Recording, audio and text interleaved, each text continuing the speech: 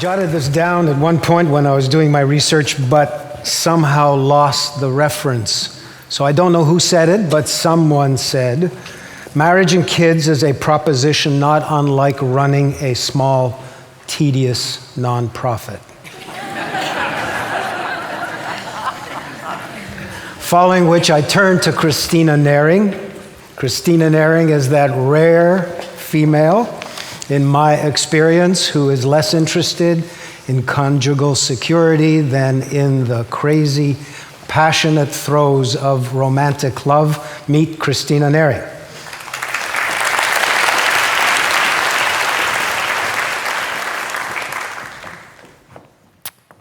Thank you, Moses, and thank you all for interrupting your rainy day out by coming here. I was recently at a book talk where the speaker began his address by stating, "This book began in bed." Well, I don't want to disappoint you, but my book did not begin in bed. It began in a very real sense at the book review desk. I was a student, an English lit student, when I started reviewing for magazines and newspapers. I was a diehard romantic, still am. I wanted my writing to be read by more persons than just my 2 Shakespeare professors. And I managed to begin writing for Harper's magazine. I had a crusty, old, venerable editor, Louis Lapham, who, given that I was the new kid on the block, the new female kid on the block, assigned me a whole bunch of books about women on women to review. So I found myself writing about Mary Wollstonecraft, the founder, basically, of modern feminism, 18th century writer, Emily Dickinson, Edna St. Vincent Millay, Simone de Beauvoir. And as I was reading and researching their biographies and the scholarship about them, I was struck by the fact that even to their greatest fans, even to the people who elected to write books about them and base their whole careers on them, to a number of feminist biographers, their work was the object of great admiration, but their love lives were the objects of tremendous shame and embarrassment.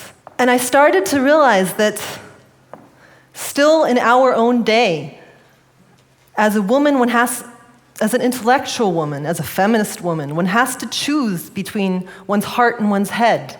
If you want to prove to the world that you've got a good head on your shoulders, you better cut your heart out of your chest and throw it down the garbage chute. Take Mary Wollstonecraft, founder of modern feminism. In 1798, she published A Vindication of the Rights of Woman. By the way, I stole her title. My book is called A Vindication of Love, Reclaiming Romance for the 21st Century. A Vindication of the Rights of Woman argued what was at the time revolutionary, that women ought to be given the identical educations as men, the identical career opportunities, the identical authority. She flew in the face of the consensuses of her time, not only on the woman question, but on lots of questions. She published also The Rights of Man, in which she stood up for poor people. She traveled as an Englishwoman to France in the middle of the French Revolution in order to write a book about it, as a single 20-year-old woman, 25 or so. This was a time where very established Englishmen like William Wordsworth, the poet, for example, fled France in terror because they found it so frightening.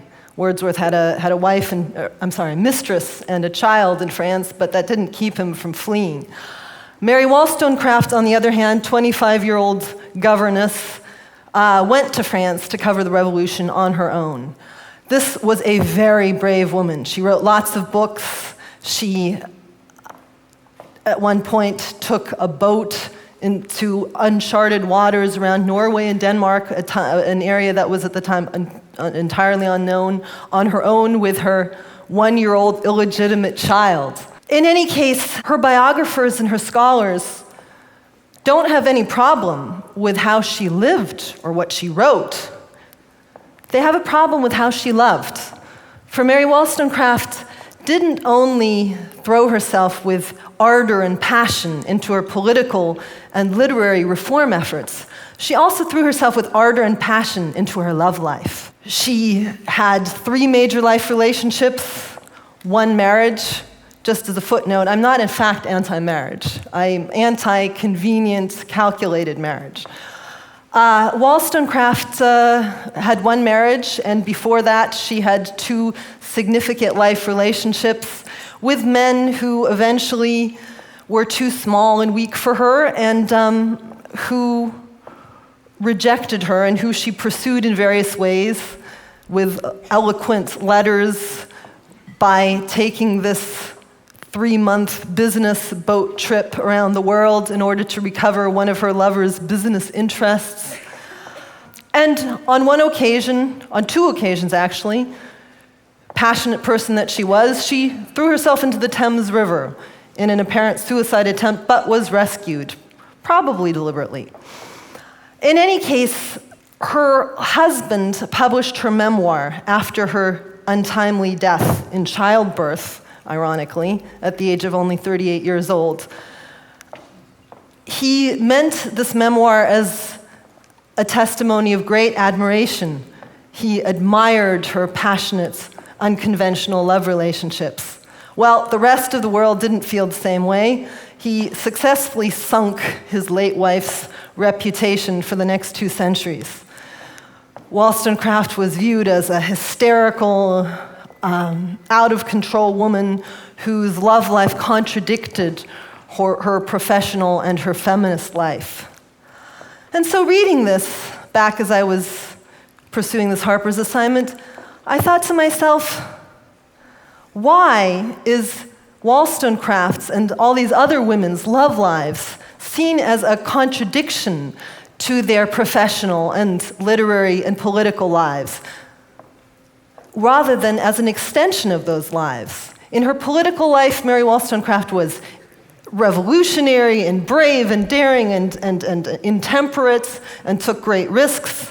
Why would we expect her to not take similar risks in her love life?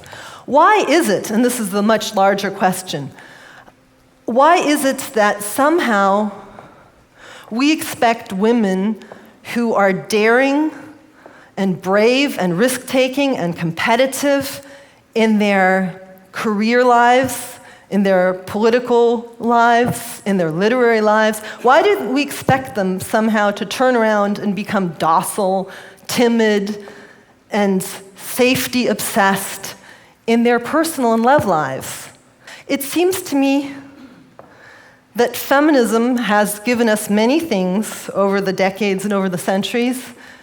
It's given us the right to work, the right to fight, the right to run countries, the right to have recreational sex, just like men. We just heard about vibrators. We will soon hear about zipless fucks from Erica Jong. We hear all day long about hookups. Feminism has given us all these things, all these ways in which we women can behave as men. But one thing, ironically, that it has not yet claimed, or reclaimed, I should say, is the right to love romantically and passionately.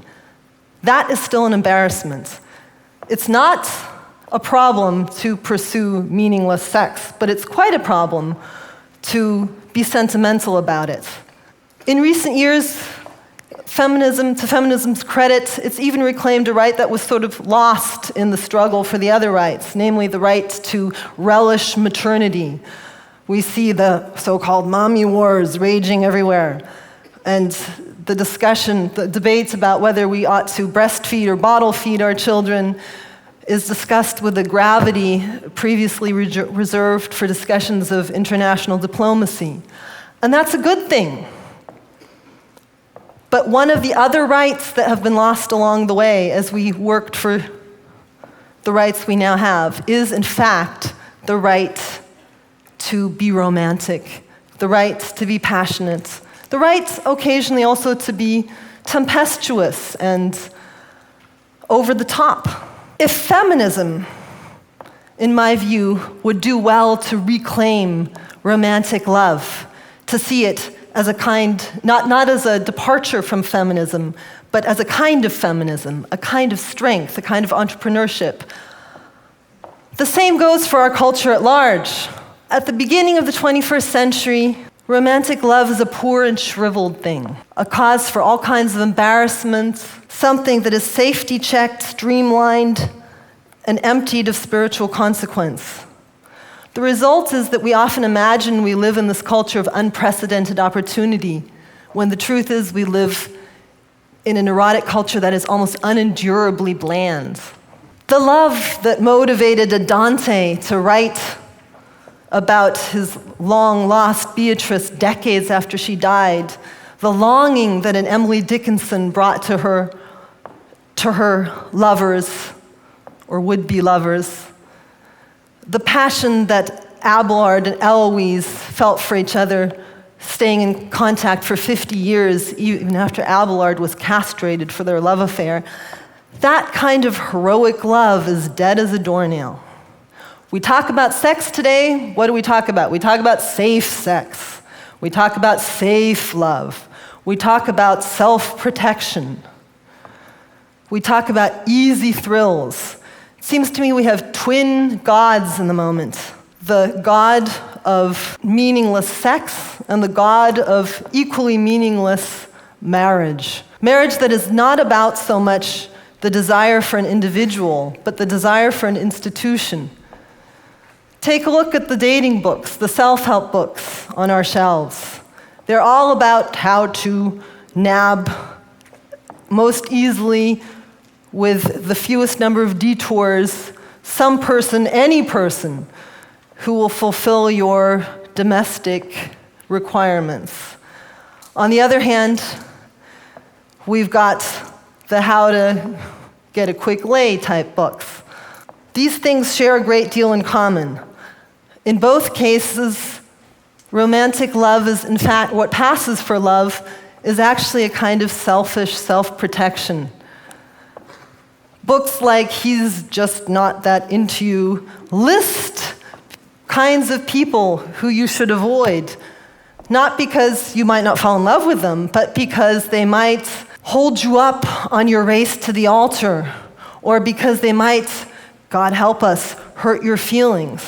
Advice columns counseled prudence. There are laws in place in our universities to prevent the potentially dangerous relationship between a teaching assistant, for example, and his 1 year younger student, or her 1 year younger undergraduate student.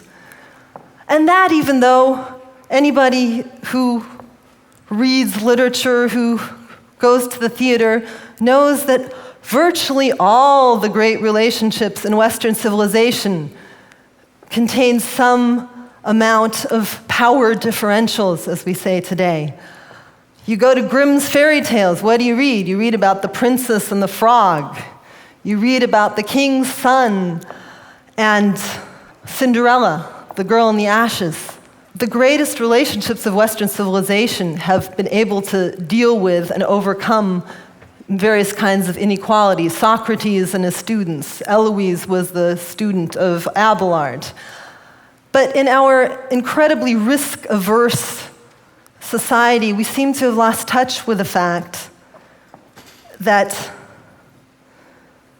relationships, great love relationships, overcome adversity, that it's not all about self-protection, it's about self-expansion. Love is supposed to be an occasion for heroism, for combat. Knights slayed dragons, and noble women defied the wishes of their families and took to the woods for love.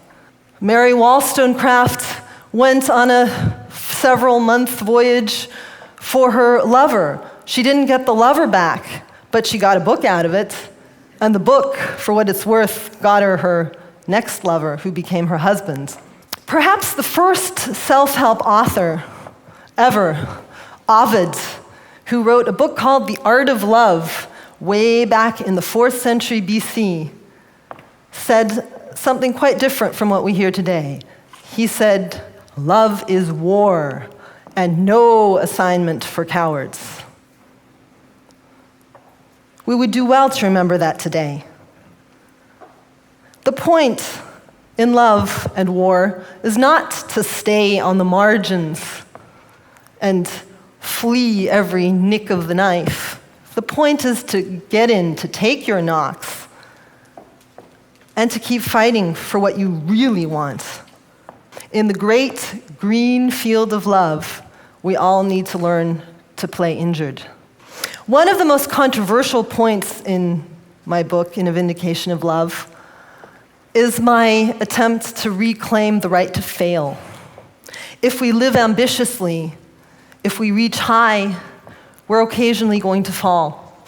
When you think about it, many of the great relationships in history and in literature are failures. Romeo and Juliet did not exactly live happily ever after. Alward and Eloise did not. Tristan and Isolde did not. But in failing, these couples created the imagination of Western culture. I delve deeply into literature in my book, and into mythology and into literary biography, not because I think the best models are in the past, though I agree with my colleague that the past lives on, but because I think the new sometimes makes its way in the world by disguising itself as the old. But I believe even more strongly that we need to forge our own new models that contain the lessons of the past, but that transcend them. And we need to do so without the self-protective selfishness, without the fear of failure that our culture teaches us every day. I'd like to close with the words of Ralph Waldo Emerson. Quote, "It never troubles the sun that some of his rays fall wide and vain, into ungrateful space, and only a few rays fall onto a reflecting planet.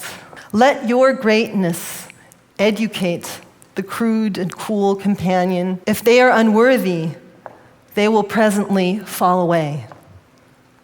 But thou art enlarged by thy own shining." Thank you.